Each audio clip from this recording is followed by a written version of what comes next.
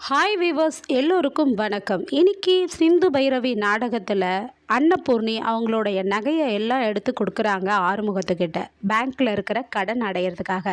இந்த ஆறுமுகம் இதில் எல்லா நகையும் விற்று நீ என்ன பண்ணுவியோ தெரியாது, நீ எல்லா கடனையும் அடைச்சிரு பேங்க்கில் இருக்கிறத அப்படின்னு சொல்லி கொடுக்குறாங்க. அதுக்கு ஆறுமுகம் அம்மா, நான் தாம்மா உனக்கு சம்பாதிச்சு நிறைய நகை வாங்கி போடணும், ஆனால் நீ என்னன்னா என்னால் ஏற்பட்ட கடனுக்காக உன் நகையை விற்கிறியம்மா, எனக்கு ரொம்ப கஷ்டமாக இருக்குமான்னு அழுகுறாரு. கவலைப்படாத ஆறுமுகம், எல்லாம் நல்லபடியாக நடக்கும். பைரவியும் உன் நல்லதுக்காக நினச்சி தான் இந்த விளைச்சலை போட்டா, ஆனால் இப்படி நடக்கும்னு யாருக்கும் தெரியாதுல்ல. பைரவி போம்மா, நீ ஆறுமுகத்தை கூட்டிகிட்டு போயிட்டு கடனை அடைச்சிட்டு வாங்கம்மான்றாங்க. உடனே மகா சொல்கிறாங்க, அக்கா என்னதான் இருந்தாலும் உங்கள் நகையை விற்கிறது எனக்கு நல்லதுன்னு தோணலை, அந்த இடத்த விற்று நம்ம அந்த கடனை அடைச்சிருக்கலாம் அப்படின்னு சொல்லிட்டு அவங்களும் போயிடுறாங்க.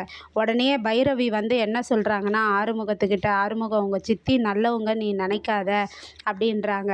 இல்லை பைரவி, இந்த நகையை விற்கிறதுக்கு நம்ம காரணமாயிட்டோம், நீயும் ஒரு காரணமாயிட்டியேன்றாரு. நான் என்ன காரணமானேன்றாங்க.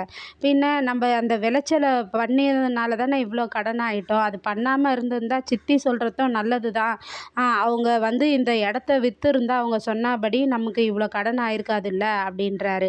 உங்கள் சித்தியை பற்றி உனக்கு தெரியல ஆறுமுகம், அவங்க இந்த இடத்த விற்றுருந்தா அவங்களுக்கு கமிஷன் கிடைக்கும்னு நினைக்கிறாங்க, நீ என்னவோ நல்லவங்கன்னு நினைக்கிற, இது ஏதோ அவங்க வேலையா என்னன்னு தெரியல அப்படின்னு சொல்கிறாங்க பைரவி. பைரவி சித்தியெல்லாம் அப்படி பேசாத அப்படின்றாரு. உன்னால தான் கடனாக ஏற்பட்டுச்சு அப்படின்னு சொல்கிறாரு ஆறுமுகம். உடனே பைரவி கோவமாக, இந்த 50 லட்சம் ரூபாய் கடனை நான் எப்படியாவது கஷ்டப்பட்டு திருப்பி கொடுத்துட்றேன், என்னால் தான் நஷ்டமாச்சுன்னு சொல்கிறேன்ல, நான் எப்படியாவது கொடுத்துட்றேன் அப்படின்னு சொல்லிட்டு உள்ளே போயிடுறாங்க. உடனே இதை சிந்து வந்து கேட்டுட்ருக்காங்க. கேட்டுட்டு இருந்ததை பைரவி போகிறதையும் பார்த்துட்ருக்காங்க. அப்போ மகா வராங்க. மகா வந்து, என்னடி பார்த்துக்கிட்டு இருக்க, பார்த்தியா உன்னை வீட்டை விட்டு அனுப்பிச்ச மாதிரி அந்த பைரவியும் பாரு இன்னும் கொஞ்ச நாள் போயிடுவா, அன்னபூர்ணி அவளே உன் கழுத்தில் தாலியை கட்ட சொன்னா, இப்போ அவளே உன்னை வாழ விடாமல் பண்ணுறா, அது மாதிரி பைரவியும் செய்வா, அன்னபூர்ணி என் பேச்சை கேட்காம எது பண்ணாலும் இப்படி தாண்டி நடக்கும், நான் எதையும் நடக்க விட மாட்டேன்டின்றாங்க. உடனே சிந்து அதை கேட்டுட்டு வந்து சிவா கிட்ட சொல்கிறாங்க, டாக்டரே டாக்டரே, இந்த தோட்டம் அழிஞ்சு போச்சுல்ல, அதுக்கும் உங்கள் அம்மாவுக்கும் ஏதோ சம்மந்தம் இருக்கும்னு நினைக்கிறேன் நான், இது மாதிரி சொல்கிறாங்க மகாத்தை, என்னை கேட்காம அன்னபூர்ணி எது செய்தாலும் அதை நான் நடக்க விட மாட்டேன், இப்படி தான் ஆகும்னு சொல்கிறாங்க டாக்டரே அப்படின்னு வந்து சொல்கிறாங்க சிவா கிட்ட. சிவா என்ன சொல்கிறாருன்னா, எங்கள் அம்மா மேலே இப்படியெல்லாம் பழி போடுறியா சிந்து நீ, எங்கள் அம்மா இந்த குடும்பத்துக்கு வந்து 40 வருஷம் ஆச்சு, நீ வந்து 1 வருஷம்தான் ஆச்சு, உன்னை விட எங்கள் அம்மாவுக்கு இந்த குடும்பத்து மேலே நிறைய அக்கறை இருக்குது, எங்கள் அம்மா அப்படிலாம் செய்ய மாட்டாங்க, ஏதோ நீ பொய் சொல்லி கல்யாணம் பண்ணிக்கினன்ட்டு தான் உன் மேலே கோவமாக இருக்கிறாங்களே கண்டி, இது மாதிரிலாம் அவங்க செய்ய மாட்டாங்க, எங்கள் அம்மா மேலே இப்படிலாம் பழி சுமத்தாத, உன் வேலையை போய் பாரு அப்படின்னு சொல்லிட்டு போயிடுறாரு. அதுக்கப்புறமா வந்து சிந்து என்ன பண்ணுறாங்கன்னா, கழனி காட்டுக்கா போகலான்னுட்டு போகிறாங்க. அப்போ போகும்போது ஒரு பாட்டி பார்க்குறாங்க. அந்த பாட்டி என்ன கேட்குறாங்கன்னா, சிந்து என்னம்மா ஆறுமுகம் அந்த சூரியகாந்தி தோட்டத்தை விற்றுட்டானா அப்படின்னு கேட்குறாங்க. இல்லையே அப்படின்றாங்க. அப்போனா 2 நாளைக்கு முன்னாடி நான் அந்த மாறனையும் அவங்க கூட்டாளியும் தோட்டத்தில் பார்த்தம்மான்றாங்க. என்னது மாறனையும் அவங்க கூட்டாளியும் தோட்டத்தில் பார்த்தீங்களா, அவங்க ஏன் போனாங்க தோட்டத்துக்கு அப்படின்னு சொல்லிட்டு சிந்து அந்த தோட்டத்தை பார்க்குறதுக்கு போகலான்ட்டு போகிறாங்க. போய் பார்த்தா பூவெல்லாம் கருகி போயிருக்கு.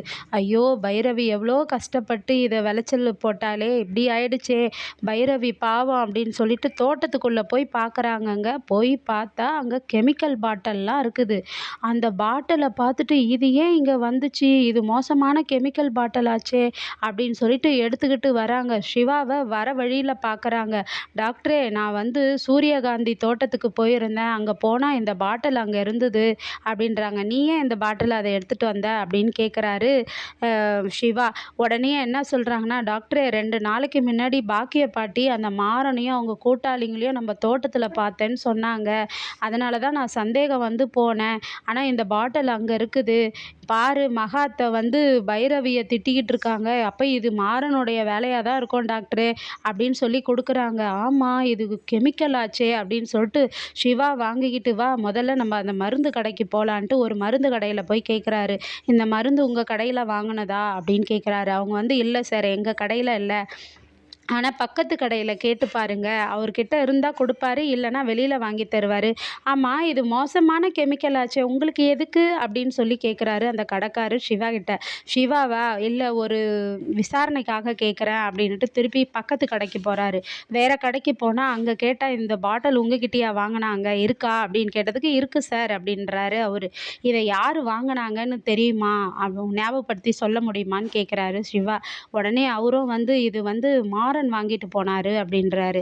"நல்லா ஞாபகப்படுத்துங்க. இது யார் வாங்கிட்டு போனா?" அப்படின்னாக்கா, "இல்ல நான் மாறன் தான் வாங்கிட்டு போனாரு. அதுவும் இல்லாம 40 பாட்டில் வாங்கிட்டு போனாரு எங்ககிட்ட இருந்து" அப்படின்னு கடைக்காரர் சொல்றாரு. உடனே சிவா டாக்டர் என்ன சொல்றாருன்னா, சிந்துகிட்ட, "சிந்து நீ சொன்னது தான் உண்மை. அப்போ இது மாறனுடைய வேலை தான்" அப்படின்றாரு. உடனே சிந்து என்ன சொல்றாங்க, "டாக்டர் நம்ம போலீஸ்ல கம்ப்ளைண்ட் குடுத்துடலாம்" அப்படின்றாங்க. சரின்றாங்க. நாளைக்கு போலீஸ்ல கம்ப்ளைண்ட் குடுத்து மாறன என்ன பண்றாங்கன்னு பார்க்கலாம். மாறன் யார் மேல பழி சுமத்துறாருன்னு பொறுத்திருந்து பார்ப்போம். நன்றி. மீண்டும் தொடர்க. பாய் பாய்.